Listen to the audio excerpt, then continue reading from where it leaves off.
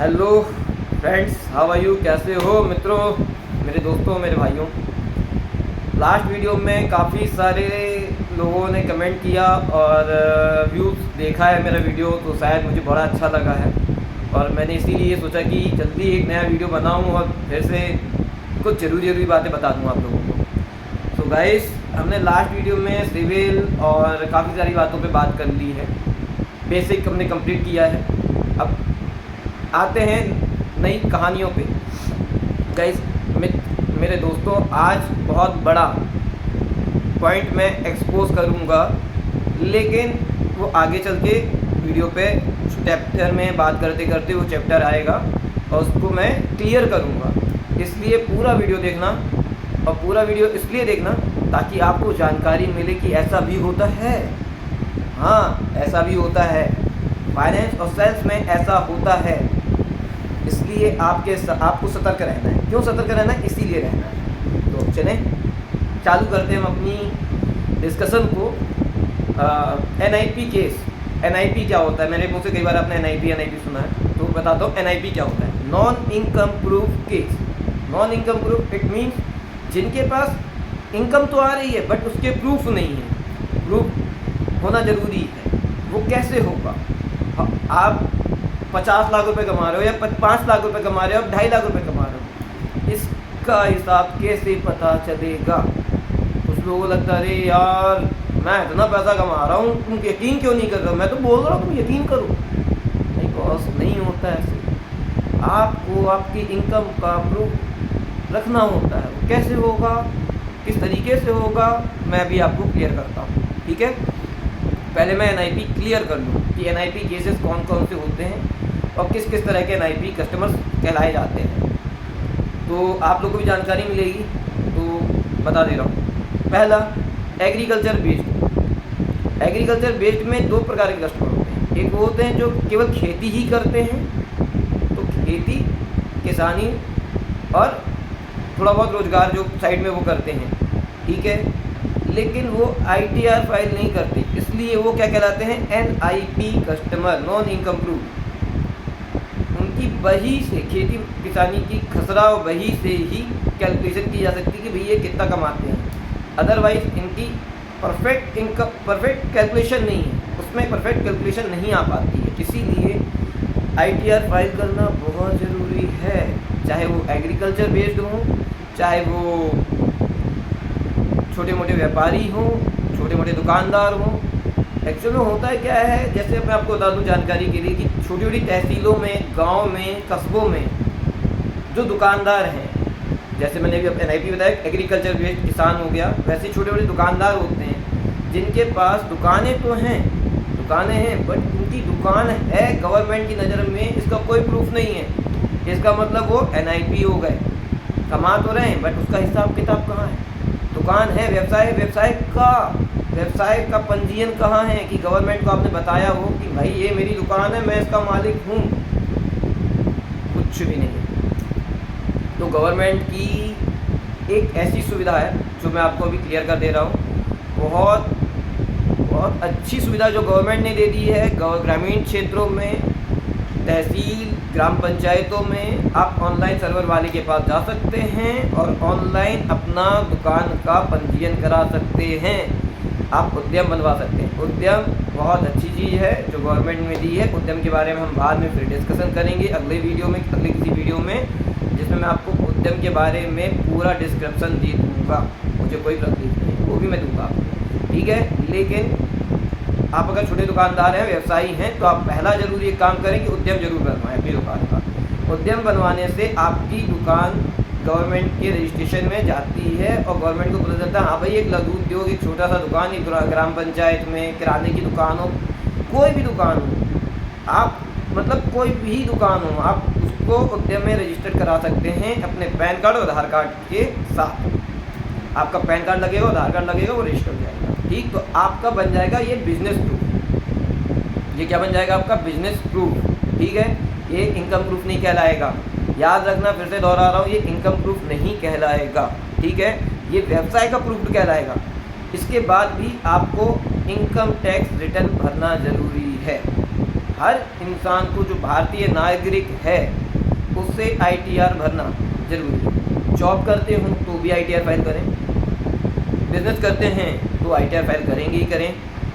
आप एग्रीकल्चर से किसान हैं तो भी इनकम टैक्स रिटर्न फाइल कर सकते हैं। आपको बता दूं जानकारी के लिए कि किसानों को इनकम टैक्स रिटर्न में अच्छी खासी छूट मिलती है। और अगर आपको कोई कहता है कि भैया आप इतना खेती की, अपन ने मान लो एक खेती हुई, अपन ने 5 लाख का या 7 लाख का, 8 लाख का, 10 लाख का गल्ला बेचा, ठीक है, जितने का भी आप गल्ला बेच रहे हो, आपने सालाना कितनी खेती करी और कितने का गल्ला बेचा, ठीक है, वो गल्ले का आपने हिसाब किताब निकाला और गवर्नमेंट को दिखाया। ठीक, इसके अलावा आप व्यवसाय भी करते हैं, आप नौकरी भी करते हैं, काम भी करते हैं अदर, तो वो भी आप इंक्लूड कर सकते हो कि भैया मैं ये व्यवसाय करता हूँ, मुझे यहाँ से इतनी इनकम आ रही है, तो मैं खेती किसानी करता हूँ, मुझे यहाँ से इतनी इनकम आ रही है। मतलब किसानी का आपका अलग रहेगा, व्यवसाय का आपका अलग रहेगा, दोनों को मिला जुला के आप गवर्नमेंट को दिखा सकते हो कि भैया मैं 4.5 लाख रुपये सालाना कमा रहा हूँ, कितने खर्चे होते हैं, कितने सब कुछ कर पुरा के आप ITR फाइल कर सकते हो। आप किसी CA से या किसी एडवोकेट से आप बात करके अपना ITR फाइल जरूर करिए, ठीक है। अगर कोई दिक्कत आ रही है तो मेरे से कांटेक्ट करिए, मेरे इन्फॉर्मेशन में दिया हुआ है, आप वहाँ पे जाके मेरे को मैसेज कर सकते हैं, मेरे इंस्टा पे, है ना, डिस्क्रिप्शन में मैंने सारी चीज़ें दी हुई हैं, तो आप वहाँ पे जाके बराबर मैसेज कीजिए, बराबर मैं आपको हर चीज़ का रिप्लाई जरूर दूँगा। कॉल भी कर सकते हैं आप मुझे, ठीक है। और इसके अलावा अब एग्रीकल्चर हो गया, दुकानदार हो गए छोटे, ठीक है, आप मान लो 15,000 रुपये की सैलरी कमा रहे हो ना, 20,000 रुपये की सैलरी कमा रहे हो ना, आप ITR फाइल कर सकते हो, उसमें आपको कोई टैक्स नहीं लगेगा, केवल ITR फाइल करने की फ़ीस लगती है, ठीक है, J9। और आपको अगर कंटिन्यू कर रहे हो, जैसे मैं भी भरता हूँ ITR, मुझे पैसा नहीं कमाता हूँ लेकिन ITR फाइल करता हूँ, तो आप भी कर सकते हो, करो, है नहीं कर रहे लो, हैं, आप ही का बेनिफिट है, आप ही का भाई फ़ायदा है। एट लास्ट प्रॉफिट किसका है? आपका। जब आप किसी फाइनेंसर के सामने आके बैठते हो, बोलता है भैया क्या क्या पेपर है, क्या क्या डॉक्यूमेंट है, बोले पैन कार्ड और आधार कार्ड है और क्या है भैया, तब वो आपको उल्लू बनाता है। गाड़ी तो वो तब भी फाइनेंस कर देगा, गाड़ी तो तब भी फाइनेंस कर देगा, लेकिन आपको है ना, समझ जाओ, अच्छे डॉक्यूमेंट्स होना आपके अच्छे नागरिक होने का सबूत है, इसके साथ साथ एक अच्छे ग्राहक होने का भी सबूत है, और एक सेल्फ खुद के बेनिफिट के लिए ये आपके प्रॉफिट की बात है। तो ITR फाइल कीजिए, इसमें कोई बुराई नहीं है। इसके साथ साथ देखो, मैं नहीं भरता हूँ ITR, इसमें मेरा कोई बेनिफिट नहीं है, ठीक है। इसके साथ साथ आपको जब ये चीज़ें हो गई, NIP क्लियर हो गया भैया, ये कैटेगरी NIP है। अब NIP और IP में क्या फ़र्क आता है ये बता देता हूँ।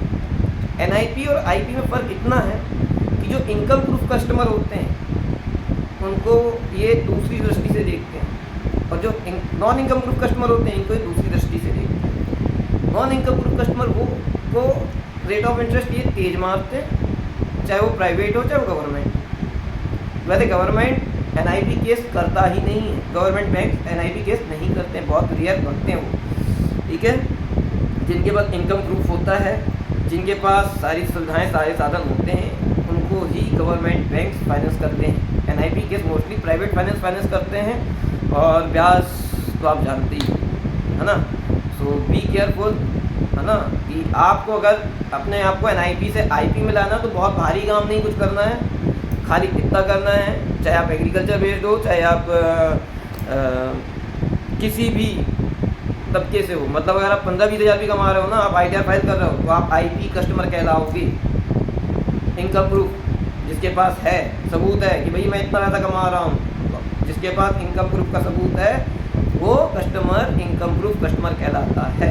हाँ, अब ये बात अलग आती है कि एलिजिबिलिटी, कि भैया आप 50,000 रुपये 40,000 रुपये कमा रहे हो, कितनी किस्त दे सकते हो आप, ये जरूर बैंक देखता है। प्राइवेट वाले नहीं देखते हैं, आँख बंद करके फाइनेंस कर देते हैं, बट बाद में उन्हें झेलना भी पड़ता है, क्योंकि वो केस उनके डिफ़ॉल्ट जाते हैं कई बार, है ना।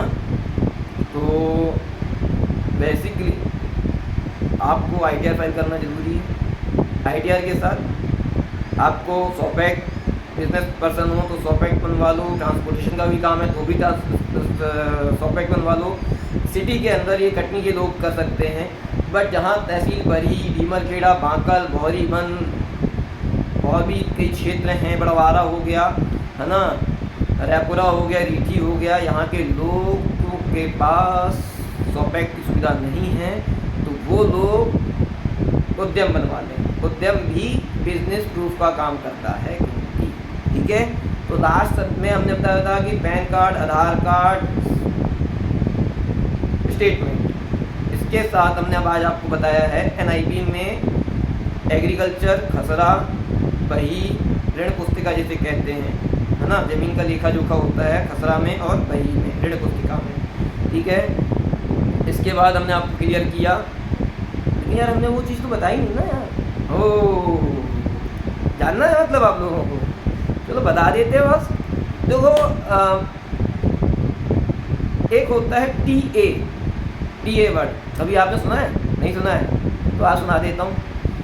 एक्चुअल में होता ये है बॉस, बहुत सारे डीलर्स होते हैं जो कि ट्रेड एडवांस लेते हैं, फाइनेंस सेक्टर से, फाइनेंस कंपनियों से ट्रेड एडवांस ले लेते हैं। मतलब पहले ही पैसा ले लेते हैं कि भैया हम आपको इतना धंधा देंगे, क्या हम आपको इतना धंधा देंगे, समझ रहे हो आप बात को। इसीलिए जब मैंने कल आपको बोला था ना कि जब आप सेल्स वाले से बात करना तो उसको साफ मना करना, भैया मैं कंसल्ट करूँगा खुद फाइनेंसर से, है ना। तो इसलिए बोला था कि आप जब डायरेक्ट कंसल्ट करोगे तो आप सारी चीज़ें, सारे तथ्यों पे बात करके कंसल्ट करोगे, और सेल्स वाला कंसल्ट करेगा तो वो डीलर का सारी चीज़ों का सोच समझ के फिर करेगा, क्योंकि डीलर का प्रेशर होता है, डीलर्स का प्रेशर होता है, सेल्स एग्जीक्यूटिव पे, DSEs पे बहुत प्रेशर होता है। तो उसी प्रेशर के चलते आपको समझदारी का परिचय देना है। आप ग्राहक हो, सजग हो, सतर्क हो। इसके बारे में आगे की कहानी हम सुनाएंगे नेक्स्ट वीडियो में, तो नेक्स्ट वीडियो का वेट कीजिए, इंतज़ार कीजिए, कैसे बचना है, कैसे इससे निकलना है, कैसे अपने काम को सार्थक करना है, ये हम ज़रूर बताएंगे। तो नमस्कार, आपका भाई, आपका दोस्त लेखराज मिश्रा, लक्की मिश्रा आपके साथ है। आगे हम IP केस में बात करेंगे। IP केस के साथ हम फर्म केसेस में भी बात करेंगे कि फर्म केसेस कैसे बेनिफिट लिए जा सकते हैं, क्या क्या तर्क हैं, सब पे बात करेंगे, ठीक है। तो ज़्यादा से ज़्यादा शेयर करना है, कमेंट्स करना है यार, कमेंट बहुत कम कर रहे हो, कमेंट सभी लोग करो, प्लीज़ प्लीज़ प्लीज़ कमेंट्स करो, क्योंकि जितना आप करोगे। और हमारी, हाँ एक और बात, हमारे 100 सब्सक्राइबर होंगे, उसके बाद हम इंटरव्यू करने के लिए आगे बढ़ेंगे। हम कुछ लोगों के इंटरव्यूज़ करेंगे और उनके खुद की हाफ बीती, उनके खुद के हाल और बाकी सब भी आपको सुनाएंगे। हाँ, हम किसी को हेट नहीं देना चाहते, हम किसी के नाम नहीं लेना चाहते, ये ज़रूरी है, किसी को बदनाम नहीं करते हम लोग, लेकिन उनकी सच्चाई आपके सामने आएगी, और जब सच्चाई सामने आएगी तो आप जान पाएंगे कि भैया संभल जाओ, अभी भी वक्त है। Bye bye.